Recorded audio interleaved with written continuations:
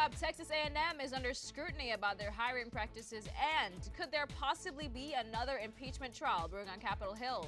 Plus, the Cowboys have officially kicked off their training camp in Oxnard. Jason will have the latest. It's 1 o'clock and the NewsFeed starts now.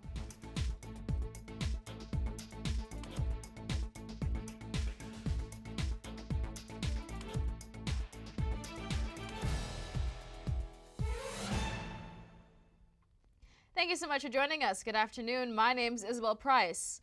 The Government Finance Officers Association of the United States and Canada has awarded the Certificate of Achievement for Excellence in Financial Reporting to Tarrant County College District. The report has been judged by an impartial panel to meet the high standards of the program, which includes demonstrating a constructive spirit of full disclosure to clearly communicate its financial story. The Certificate of Achievement is the highest form of recognition in the area of governmental accounting and financial reporting.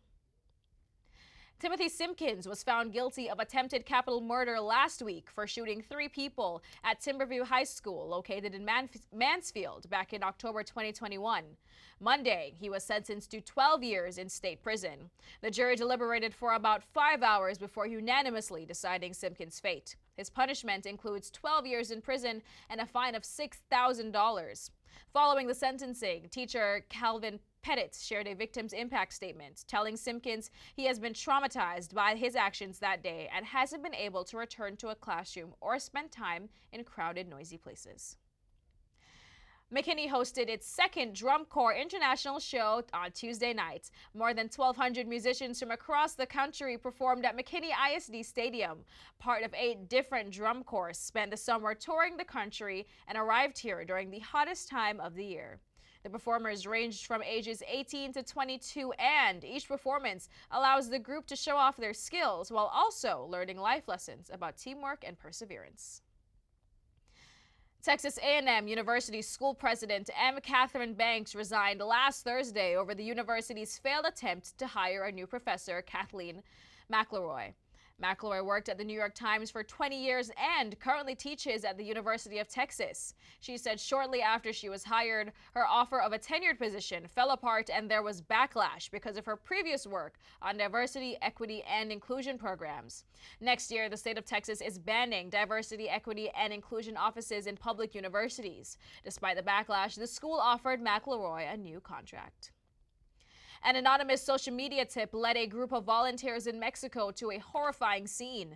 The government says more than 100,000 people have gone missing in the last 6 decades. But this latest discovery along the border is startling. CNN's Rafael Romo has the disturbing details.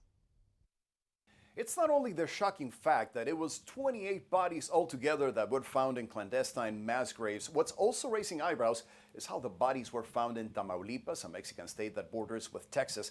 The discovery was made by a group of civilians dedicated to finding missing people in Mexico. The group called Love for the Missing in Tamaulipas Collective says they made the discovery after receiving an anonymous tip through its Facebook page. The mass graves were located on a private property in the city of Reynosa near the Texas border town of Hidalgo. The Mexican Attorney General's office announced originally that it was 27 bodies, later adding 1 more victim to the count. It has launched an investigation while forensic experts are working to identify the bodies. As horrible and gruesome as it sounds, the Mexican state of Tamaulipas has a long history of cartel violence.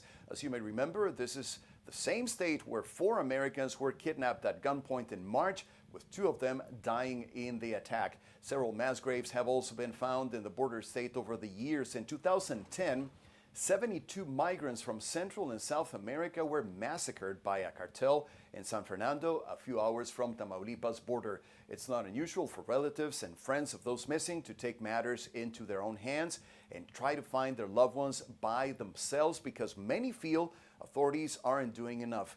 According to government figures, more than 111,000 people have gone missing in the country in the last 6 decades. Rafael Romo, CNN, Atlanta. Polls across the nation have Donald Trump as the favorite for the Republican primary. Plus, Chris Christie weighs in on his opinion when the NewsFeed returns. We all know what it's like to feel alone. But it just takes one new connection, Want to get out of here? To empower many. This is unbelievable. It doesn't take a superhero to bring forces together. We all have the power to reach out Let's go! and help someone feel like they belong. Pretty cool, huh?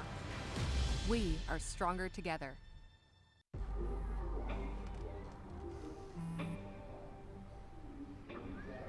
I don't know why you're so sad. You've got a roof over your head. You gotta stop with that depressing stuff. That's what white people think.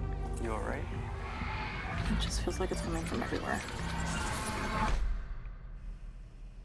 Do you want to talk about it? You can talk to me if you're feeling sad. Whenever you need to talk, I'm here, okay? Can't believe you're doing this alone. I've done it before. I remember. You threw your back out. How you holding up? Hand me that board. Nothing wrong with getting help. I'm good. I did it when Felicia left. I'll figure it out. I know you will, but you don't have to do it alone. That's all I'm saying. If I promise to look into it, will you drop it and help me build this fence? Now you need my help. It can be a real pain sometimes, you know that? Mm-hmm. If you or a veteran you know needs support, don't wait. Reach out. Find resources at va.gov/reach.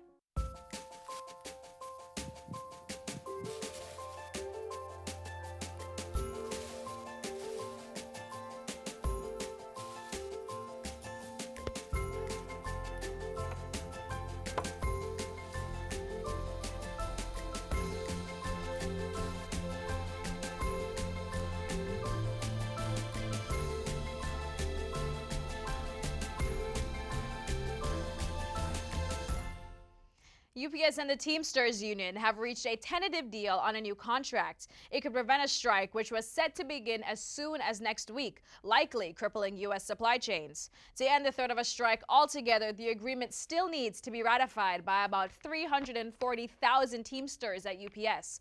That will take just over 3 weeks. A no vote could still trigger a strike, but it would now take place in late August. House Speaker Kevin McCarthy claimed during a TV appearance on Monday that he expects a House GOP investigation into the foreign businesses activities of Joe Biden's family to raise to the level of an impeachment inquiry.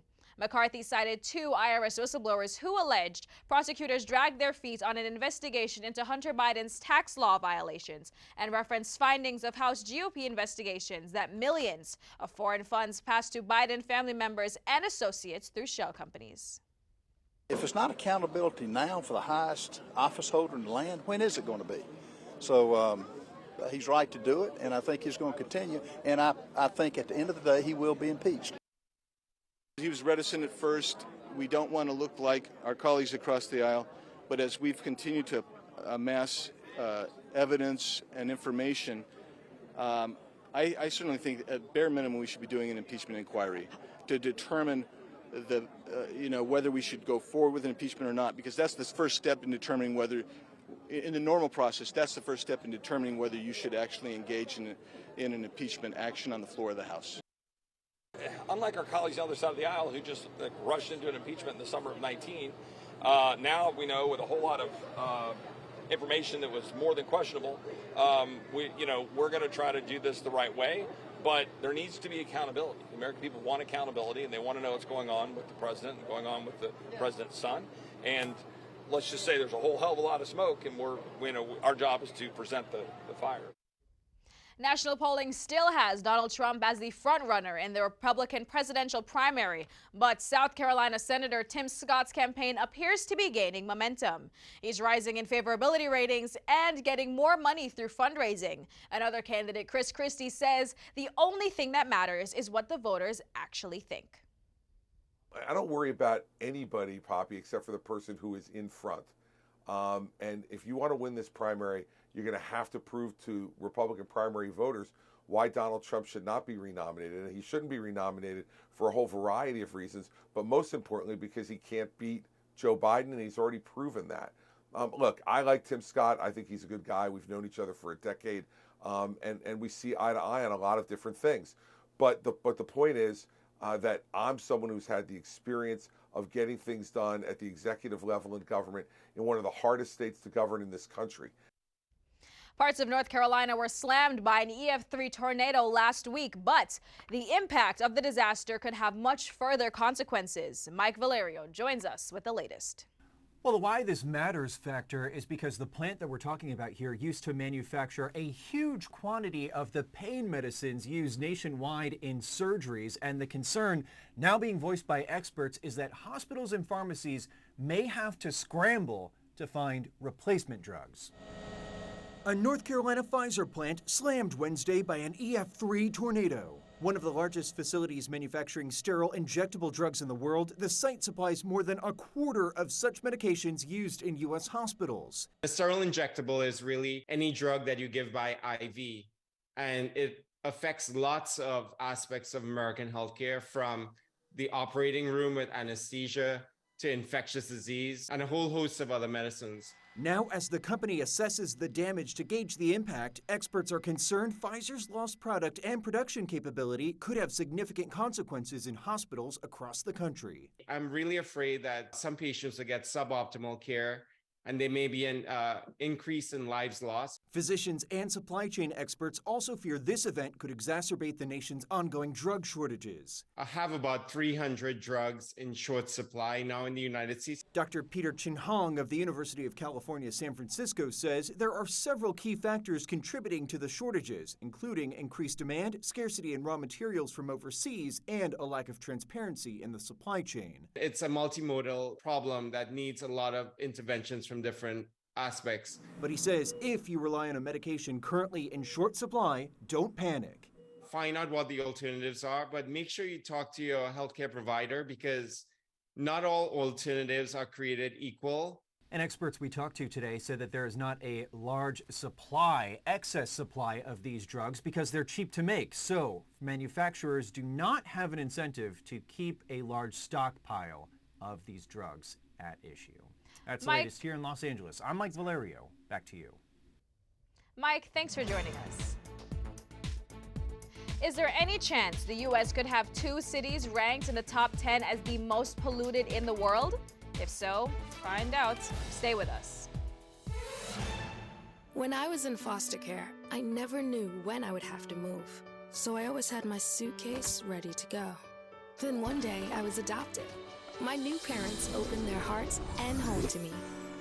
My parents cook my favorite breakfast for me every morning. My parents take me on trips I never thought I would go on. They gave me a home and an even better reason to use that suitcase. My parents aren't perfect, but they're perfect for me. Need a ride? Yeah! Driving with kids is a big responsibility. Hop in and buckle up! So don't sweat the small stuff. You got paint all over our paper! Get the big stuff right instead. What does that mean? Like making sure your kids are in the correct car seat and buckled up for safer travel. That deserves a wiggly wiggly wig. To make sure your child is in the right seat for their age and size, visit nhtsa.gov/the right seat. Beep, beep. Honey, what I think you need is a socket wrench. I played JV basketball. I'm sorry. I don't think it looks right. This is good, and it's all good, baby. Is it really all good?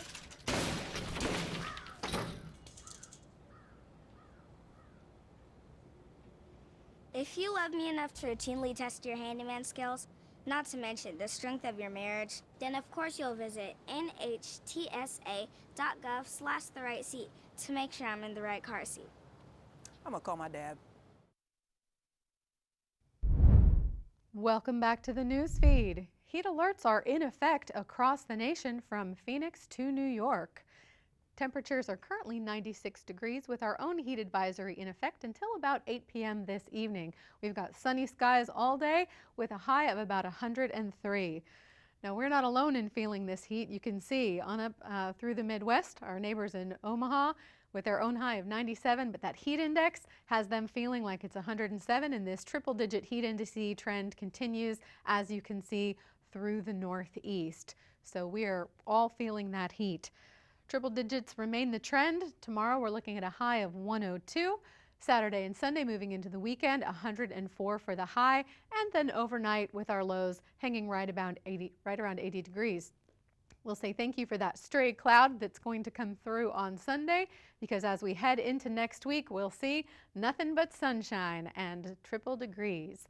So Monday and Tuesday, we're looking at that high of 106, Wednesday 105, and then Thursday and Friday 104. Again, hanging tight right around 80 degrees for our overnight lows, and lots of sunshine. So make sure to take steps to stay hydrated and take care out there.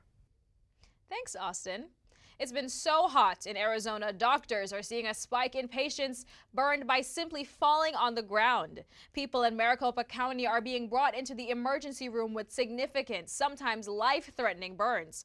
The director of a burn center says all 45 beds have patients. A third of patients are people who fell and burned themselves on the ground.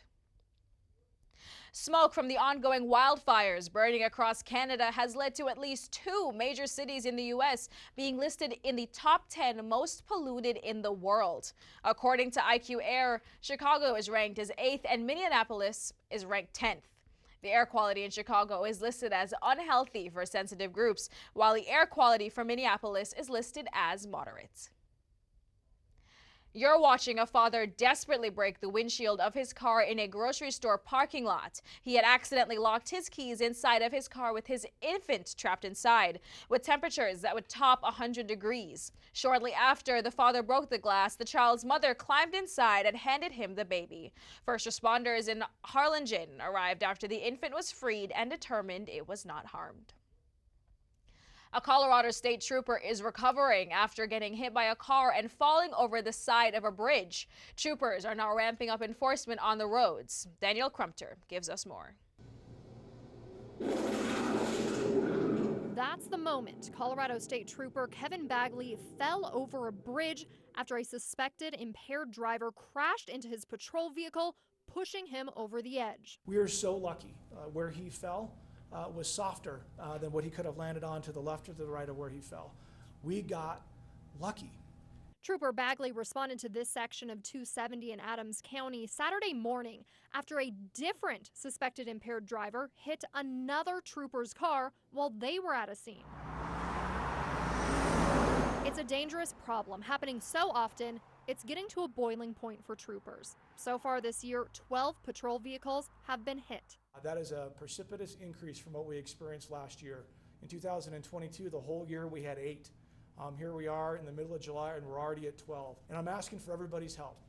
Lives are dependent upon decisions that are made behind the wheel of a car.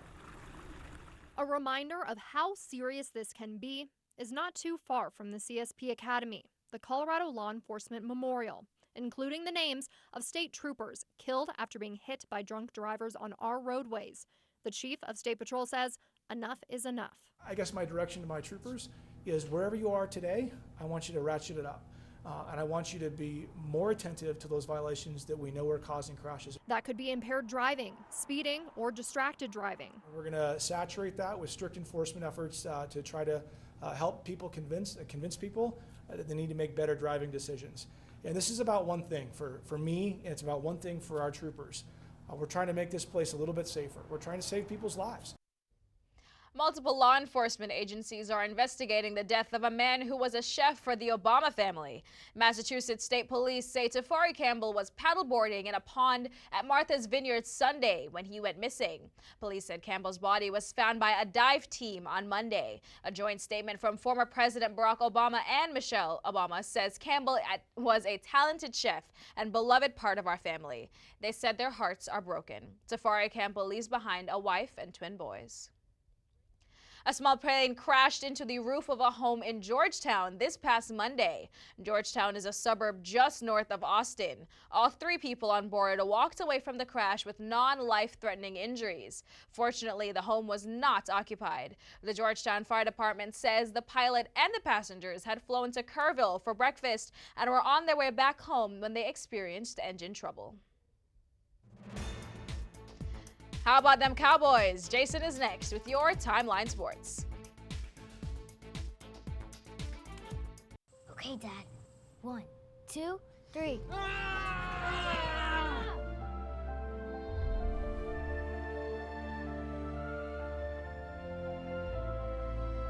You saved me.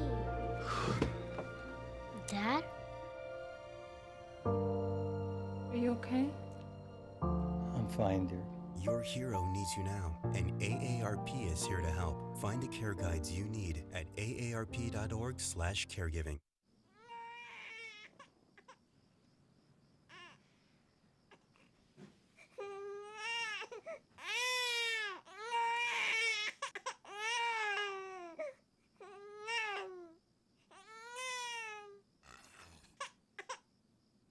If you love them enough to suck the snot out of their nose at 4 a.m., then surely you'll check nhtsa.gov/the-right-seat to make sure they're in the right car seat.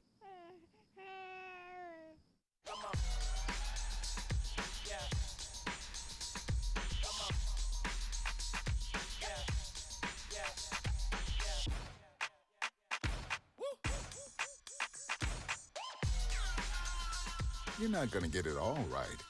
Just make sure you nail the big stuff, like making sure your kids are in the right seat for their age and size. Get it right at nhtsa.gov/the-right-seat.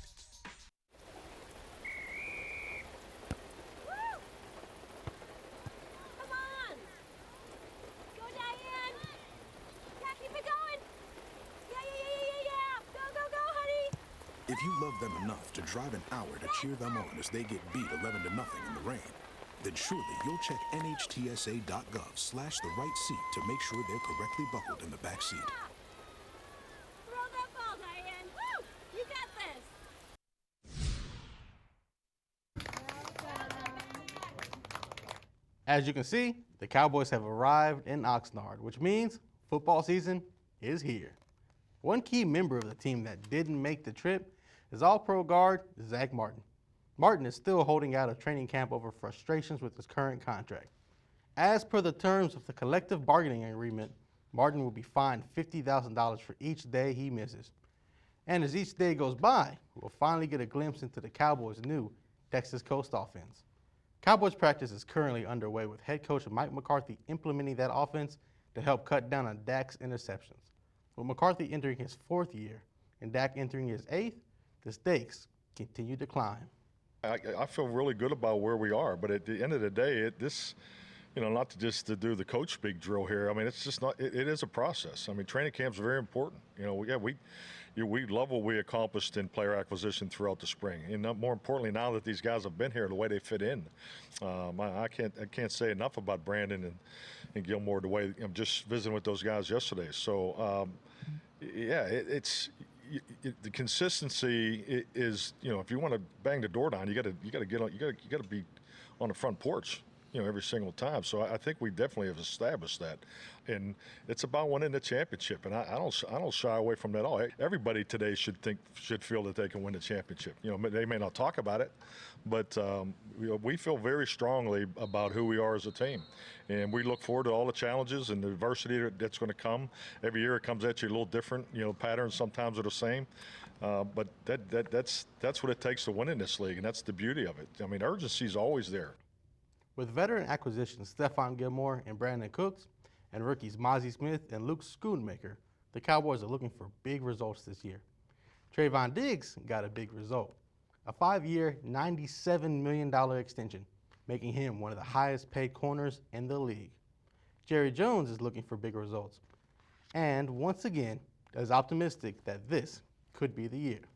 Well, I certainly think and came to camp with the idea in mind that if we can have the kind of camp we want to have, that we've got a team that can compete for the top spot.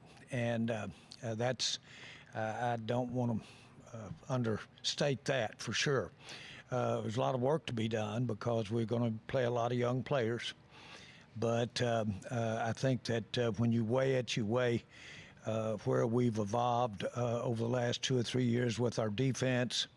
You look at some of the talent we've got, look at Dak. When I look at all those things, I think we've got a chance to be a contender. Per FanDuel, the Cowboys have the 3rd highest odds in the NFC to make the Super Bowl this year, behind the Eagles and the 49ers. And what a difference a week can make for the Rangers. This time last week, the Rangers were coming off of a sweep of the Rays. Since then, 2 back-to-back series defeats in games that weren't even close. First, the Dodgers scored a combined 30 runs and demolished the Rangers. Then looking to rebound, the Rangers traveled to Houston but did not get the outcome they were looking for. Houston took the series and inched even closer to first place in the AL West. With the day off, the team can rest and regroup as they travel to San Diego to take on the Padres. And that is your Timeline Sports. Stay with us. The Newsfeed will return after this.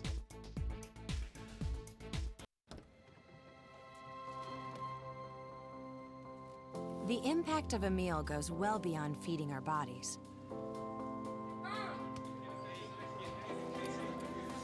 Because when people are fed, futures are nourished. Everyone deserves to live a full life. And with your help, together we can end hunger. Join the movement at feedingamerica.org/actnow. This fall, earn an art core credit that's fun and easy. There's a variety of dance appreciation sessions offered for 16, 14, and second 8-week courses. You'll learn the history and context of different dance genres, ranging from African, tap, modern, and ballet. The instructors are flexible to accommodate students' needs so they can successfully pass the course. Email Hyungjong or Najwa with any questions for Fall 2023 Dance Appreciation. No one became a super mega millionaire from Tuesday night's lottery drawing. That means the fund now grows to an estimated $910 million, with a cash option of just over $464 million.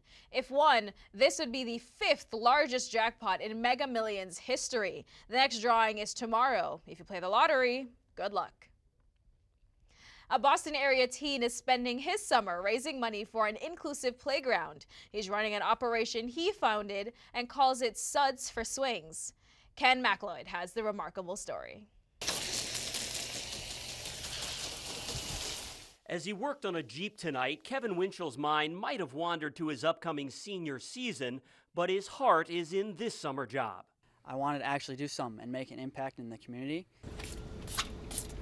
So the 18-year-old, who's already doing an internship at a group home and volunteering at Mass General, formed Suds for Swings, washing and detailing sedans for $85 and SUVs for $107, and donating the money to convert this playground behind Peabody's West Elementary School into this inclusive playground welcoming to youngsters with disabilities. The city's Community Preservation Committee is putting up a chunk of money to transform this aging playground, but volunteers are raising the rest, roughly 80 grand, and Kevin's effort might just put them over the top. That certainly wasn't on my radar at 17, 18, and I just think it's an incredible act of kindness and charity. He's already invested more than 200 hours in the project, motivated by 2 recent hip surgeries that left him bedridden for a spell, and the desire to get kids away from video games. With 5 weeks to go, he's topped his fundraising goal and doesn't mind extending a challenge. But as one teen, I've raised $3,000+. So imagine what 10 teens can do. He says it's his chance to repay West Peabody for the upbringing he's received here. Pretty heady stuff for a kid heading into his senior year at a private school that's not even in town. But he contends he's getting as much as he's giving. 20 years from now, who knows where I'll live, but I'll know that I helped build that playground. It's a charity roadshow for Kevin. He comes to his customers bucket in hand, and his detailing work is drawing rave reviews. Good to see that in 18-year-olds today, that they still have that work ethic. But if you'd like to see him tackle your set of wheels, bad news, he's already booked through the summer, and that detail is a pretty good reflection on him. Thank you so much for joining us here on the News Feed. We'll see you all next week. Have a great week and great news. Bye-bye.